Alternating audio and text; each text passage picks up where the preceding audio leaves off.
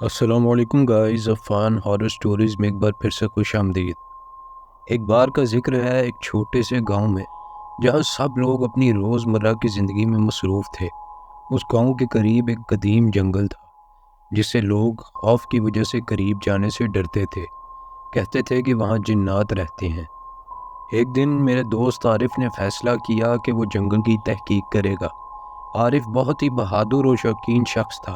اس نے اپنے ساتھ ایک کیمرہ اور کچھ کھانے پینے کی چیزیں لی اور گاؤں کے سب لوگوں کی نصیحتوں کو نظر انداز کرتے ہوئے جنگل کی طرف چل دیا۔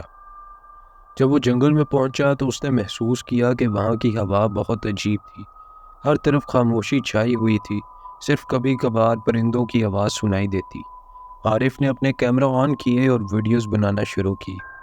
کچھ دیر بعد اچانک اسے ایک عجیب آواز سنائی دی۔ وہ آواز ایک مدھم سرگوشی کی طرح تھی، جسے کوئی اس کا نام لے رہا۔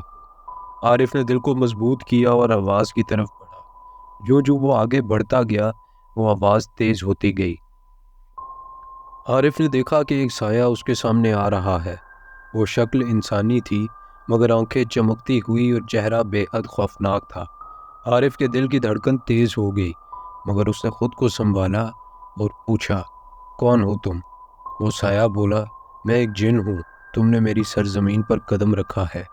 عارف نے سوچا کہ یہ تو وہ لمحہ ہے جب اس کی ہمت کا امتحان ہوگا۔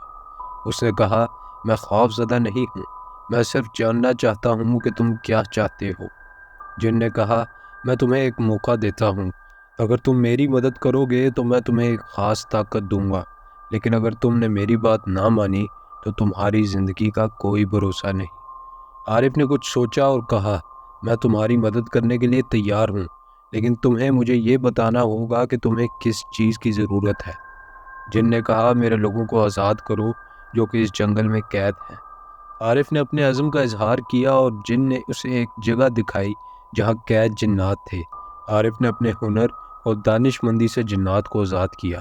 جب جنات آزاد ہوئے تو انہوں نے عارف کا شکریہ ادا کیا اور کہا، ہم تمہیں کبھی نہیں بھولیں گے، تم نے ہمیں آزاد کیا اور ہم تمہارے ساتھ ہمیشہ رہیں گے۔ جن نے عارف کو ایک طاقت دی کہ جب چاہے جنات کی وہ مدد لے سکتا ہے۔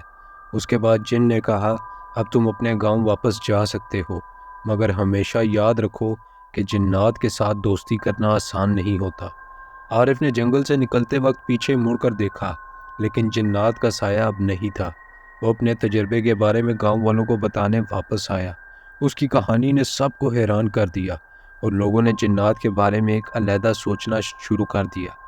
عفان ہارر سٹوریز کو سبسکرائب کریں۔ ملتے ہیں آپ سے اگلی ویڈیو میں، تب تک کے لیے اللہ حافظ۔